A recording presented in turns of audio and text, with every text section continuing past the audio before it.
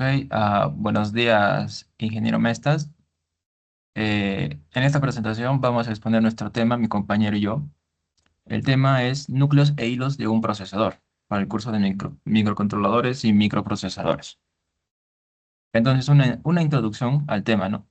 En los procesadores, como sabemos, son el cerebro de la computadora. La eficiencia actual depende de núcleos e hilos, y entender la diferencia ayuda a comprender el rendimiento real de una CPU.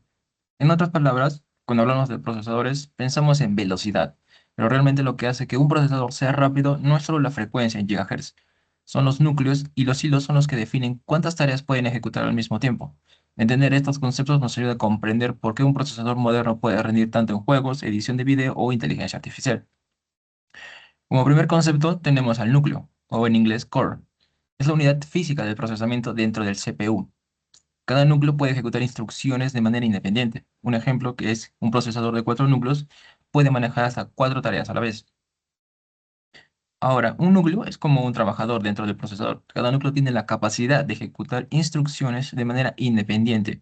Si un procesador tiene 4 núcleos, significa que puede procesar hasta 4 instrucciones o tareas a la vez. Antes, los procesadores eran solo de un solo núcleo y todo dependía de la velocidad. Hoy en día, más núcleos significa mayor capacidad de procesamiento paralelo. Ahora vamos con el concepto de hilo, que se llama thread. Es la unidad mínima de ejecución de un programa. Es en hardware un hilo lógico, que es la capacidad del núcleo de dividir su trabajo. Un ejemplo es como podemos ver en la imagen, en la parte derecha, que es un núcleo como se puede dividir en cada proceso, ya sea 2, 3 o 4.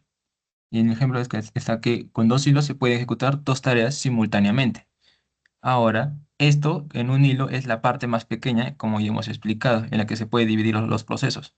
A nivel de hardware, pues los hilos representan la capacidad de procesar, de dividir en otras palabras. Por ejemplo, las tecnologías como el hiperthreading o el SMT, un núcleo puede manejar 2 hilos. Esto no significa que tengamos más núcleos reales, pero sí que podemos aprovechar mejor los recursos del procesador. Ahora, para seguir continuando, tenemos que tener una gran diferencia entre el núcleo e hilo. El núcleo, en otras palabras, es una unidad de procesamiento independiente y completa dentro del CPU, que contiene todos los componentes de hardware necesarios para ejecutar instrucciones, como la unidad lógica aritmética, el ALU, para realizar cálculos, registros para almacenar datos temporales y la unidad de control que gestiona la ejecución. Como parte 2 tenemos el hilo, que es una secuencia más pequeña en instrucciones. Lo que, como le hemos hablado, es la parte de dividir las tareas. Por así decirlo, un planificador del sistema operativo. Un núcleo físico tradicional solo puede ejecutar un hilo a la vez. Y como un tema más para hacer la diferenciación mejor, hablaremos del hiperthreading, que es el multihilo, el simultáneo, o también llamado SMT. Es una tecnología que permite que un único núcleo físico se comporte como 2 núcleos lógicos ante el sistema operativo, lo que logra duplicando ciertos recursos del núcleo, como los registros y estados de arquitectura. Evolución histórica.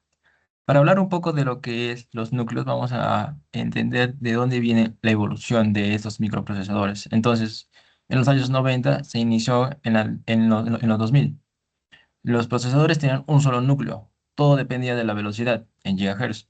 Al inicio se intentó mejorar el rendimiento solo aumentando la frecuencia, como ahora mismo se le conoce como overclock. Ahora, pero esto trajo problemas de calor y consumo, por lo que cambió de estrategia. En lugar de un núcleo muy rápido, añadieron más núcleos físicos en un mismo chip. Hoy en día existen procesadores con 8, 16, 32 e incluso más núcleos pensados para cargas profesionales como servidores de inteligencia artificial o renderizado. Algo que se me olvidaba era que el de la imagen es el primer procesador hecho por Intel, el H9157. Ahora, los procesadores, para hablar del tema relacionado del núcleo, tenemos que hablar sobre el tipo que pueden manejar, ya sea mononúcleo o multinúcleo. Entonces, un mononúcleo, como su propio nombre lo indica, solamente ejecuta una tarea a la vez. La multitarea es solamente aparente. El procesador cambia la tarea rápidamente, pero no al mismo tiempo. Un ejemplo es el Intel Pentium 4. Ahora, con el multinúcleo, permite ejecutar tareas en paralelo, logrando mayor eficiencia. Ejemplo, el Intel Core i5, que ya tiene múltiples núcleos reales. Un beneficio claro es el mejor rendimiento en sistemas modernos que requieren multitarea. Ahora, ahora, en la imagen podemos ver que el chip, el ICP32, también tiene uno de los núcleos más principales, que es el Tensilica Extensa LX6. Este chip, por así decirlo, tiene dos núcleos. El núcleo Core 0 normalmente se encarga de tareas de bajo nivel y del sistema operativo, R2 o Wi-Fi o Bluetooth, y el Core 1 es el que suele usar la lógica principal de su programa, como por ejemplo controlar de sensores y actuadores. Ahora, hablaremos del paralelismo en la computación. ¿Qué es el paralelismo? Pues es dividir un problema en varias tareas que se ejecutan al mismo tiempo. Los núcleos físicos permiten los paralelismos reales en hardware. Los hilos lógicos permiten paralelismos lógicos, mejorando la eficiencia al aprovechar recursos que otro modo estarían ociosos, por así decir. Esto trae beneficios como mayor velocidad en cálculos científicos, inteligencia artificial y edición de videos o juegos. Ahora, la tecnología que antes habíamos hablado del hipertrading era en cuatro simples argumentos, es que introducida por el Intel en el 2002 con los Pentium 4, y es que permite un núcleo físico que maneje dos hilos lógicos, presentándose al sistema como si fueran dos núcleos. Esto no duplica el rendimiento porque los hilos comparten recursos internos, pero mejora la eficiencia en escenarios multitareas. Un ejemplo es un procesador de cuatro núcleos con hiperthreading que puede manejar hasta ocho hilos. Ahora hablaremos del simultaneidad en multitarea o el SMT. Es una versión generalizada tras la idea del hiperthreading. Por ejemplo, AMD la utiliza en sus procesadores Ryzen e Intel en generaciones modernas. Cada núcleo puede ejecutar múltiples hilos simultáneamente, optimizando utilizando los recursos internos de la CPU. Esto incrementa el rendimiento, especialmente en programas que estén diseñados para aprovechar muchos hilos. Y bueno, ahora pasando a la ejemplificación, le pasaré la voz a mi compañero William. Buenos días, ingeniero Mestas. Continuando con la explicación, vamos a detallar un ejemplo práctico de cuatro núcleos y ocho hilos. Como podemos ver en la imagen, tenemos el Intercore i7, el 1165G7. ¿Qué podemos decir sobre este equipo? Pues es un equipo de cuatro núcleos físicos y ocho hilos lógicos. Ya mi compañero detalló qué significan los núcleos y qué son los hilos. Más información sobre esto es que cada núcleo maneja dos hilos mediante hipertrailing, el SMT. Los hilos comparten, como hemos dicho, si bien claro son diferentes, sí, pero actúan en paralelo, compartiendo entre sí. En este caso, registros y captcha, ejecutando instrucciones independientes. ¿Cuál es el beneficio? En que a mayor utilización del CPU, multitarea y rendimiento paralelo. O sea, en algunas versiones, en referencia a algunas versiones, esta de aquí trabajas en simultaneidad en tarea y rendimiento paralelo. Es la nueva tecnología, ¿no? Por eso le he puesto como ejemplo. En la siguiente diapositiva vamos a hablar del impacto en el rendimiento. Cómo esto se lleva a cabo y, y por qué por qué seguimos hablando de núcleos, ¿no? Ahora, si bien decimos que a más núcleos, más unidades físicas de cómputo, quiere decir que tenemos procesamiento paralelo masivo, ¿ya?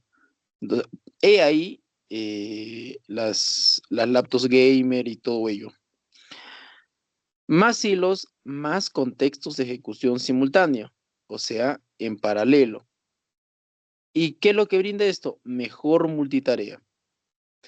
Limitaciones. Una de las limitaciones es la ley de Ámbar. Ganancia depende de la parte paralelizable. Ya. Uno de los ejemplos es programas de oficinas no aprovechan muchos hilos. ¿Por qué? Porque la carga que demandan no es mucha. Entonces, eso incluye que trabaja muy bien, pero la máquina no está trabajando al 100%. Puede dar más. Ya. Ese es un claro ejemplo y muchos lo hemos visto cuando hacemos o cuando utilizamos nuestras laptops. Ese es el impacto en el rendimiento. Aplicaciones prácticas. He ahí donde acabo de decirle la laptops gamer, ¿no? ¿Cuál- ¿Por qué se utiliza eh, más de 4 núcleos ya? ¿Por qué más de 5, no? Uno, porque la mayoría de nosotros o personas lo utilizamos para videojuegos modernos, o sea, los famosos videojuegos. Entonces, estos de aquí, que son motores como el Unreal, aprovechan de 6 a 8 núcleos. ¿Ya? Entonces, lo que necesita es bastante. Ahora, ¿qué más dentro de esto? Necesitamos la edición multimedia, ¿no? Que son los gráficos. Premiere, Blender, escalan casi lineal con núcleos, ¿no? Son de 6 a, y ya recordamos que es de 6 a 8 núcleos. Ahora, ¿qué entendemos por servidores? Ya, si bien nosotros nos enlazamos un servidor, muchos lo hemos hecho, ¿qué quiere decir con eso? Entonces, dice que miles de consultas SQL concurrentes requieren decenas de hilos. Entonces, estamos hablando de un servidor, ¿no? Y por otra parte, también podemos hablar de la IA, ¿no? Entrenamiento de modelos escala con núcleos de hilos múltiples. Pues casi lo mismo, ¿no? Pasaremos a la siguiente diapositiva. A ver, el benchmark y casos reales. Vamos a hacer una comparación entre el i3, entre la versión del i3 y la versión del i7, ¿no? ¿Ya? Vamos a compararlos, ¿no? Comprensión, el i7 tiene un 90% de mejoras con más núcleos, a diferencia del i3. El renderizado 3D, tiempos reducidos casi a la mitad, que quiere decir de que el i7 se demora la mitad de tiempo en renderizar algún programa en 3D, ya sea juegos u otro. O sea, es brutal la diferencia, ¿no? Ahora, el gamer. Si, si bien muchos lo hemos utilizado, sabemos la diferencia en carne propia, ¿no? Pero para plasmarlo, decimos que la diferencia menor depende del motor gráfico y GPU. ¿Ok? Vamos a pasar al siguiente. Limitación y mitos comunes. Eh, Esto lo plasmamos porque es algo importante, ¿no? Porque muchas personas dicen lo siguiente. Por ejemplo, un mito es más núcleos siempre es mejor. Y no es así. En la realidad depende del software y arquitectura, ya sea el IPC, la frecuencia, el cache y bueno, y otras cosas, ¿no? Entonces, un ejemplo puede ser, por ejemplo, el Razer, el 5560000X. Este procesador tiene 6 núcleos. Supera al i7 al 7708 de 8 hilos. Y no porque sea menor, ok, es mejor. No es así, sino que este depende del software y su arquitectura. Ahora, la arquitectura moderna pesa más que la cantidad de núcleos. Es verdad, ¿ok? Porque depende mucho lo que uno va a hacer y cómo está configurado esa computadora para que realice esa tarea, ¿sí? Sin importar la cantidad de núcleo, porque estos pueden funcionar en paralelo. Esas vendrían a ser las limitaciones y los mitos. Pasamos a la siguiente diapositiva y hablamos de la optimización del software. Si bien ya hemos hablado de núcleos, hilos y cómo estos actúan, es importante saber optimizar el software para su mejor funcionamiento. Pero, ¿qué quiere decir optimizar software? En este caso, se requiere dividir tareas en subprocesos independientes. Ejemplos: navegadores, Dentro de los navegadores tenemos cada pestaña, es un proceso separado. Si bien trabajan juntos, pero son independientes. Problemas: cuellos de botella secuenciales y overhead de sincronización. Ese es uno de los problemas que se tienen, ¿no? Muchas veces se buguea, lo que nosotros lo conocemos como buguearse. Herramientas. ¿Cuáles son las herramientas que se utilizan, ¿no? Al momento de optimizar un software? El OpenAP, CUDA, compiladores modernos, por ejemplo, el GCC, el LLVM. Esos vendrían a ser. ¿Ok? Entonces esto viene a ser todo lo que debemos de saber de la optimización de software. Pasamos a la siguiente. Núcleos de eficiencia y rendimiento.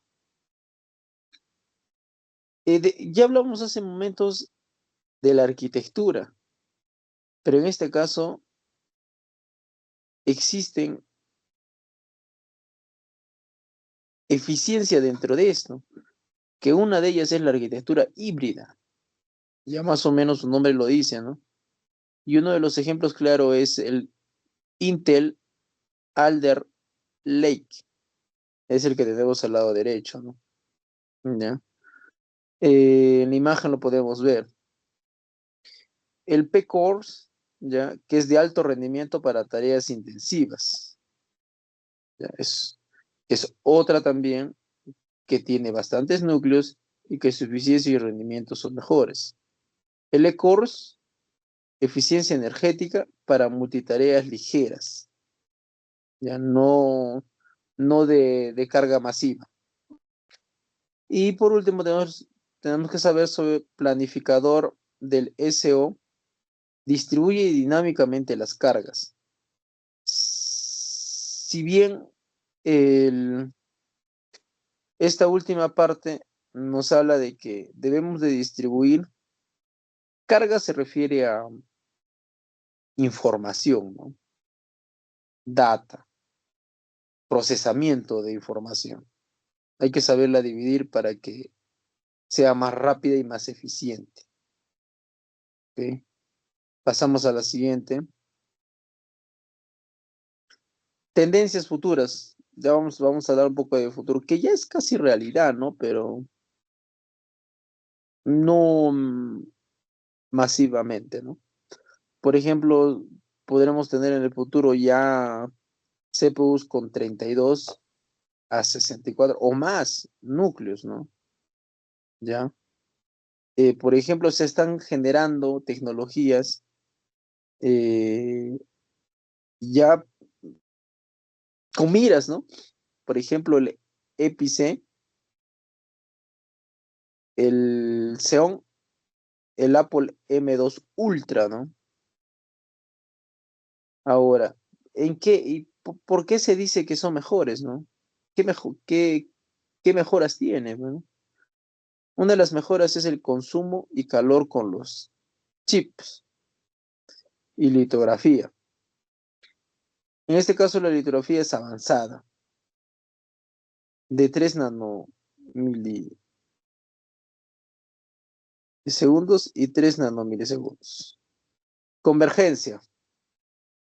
Es el tipo de convergencia nos habla de si nosotros para obtener este chip tendríamos que sumar un CPU, dos CPUs y un NPU en un mismo chip, ¿no? Un mismo encapsulado, en un mismo socket.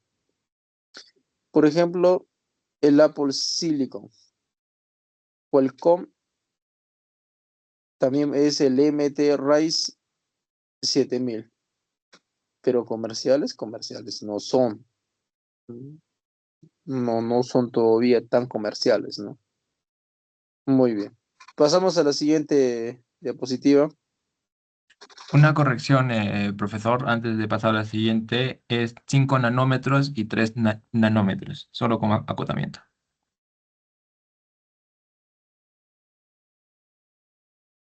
Continúa, William.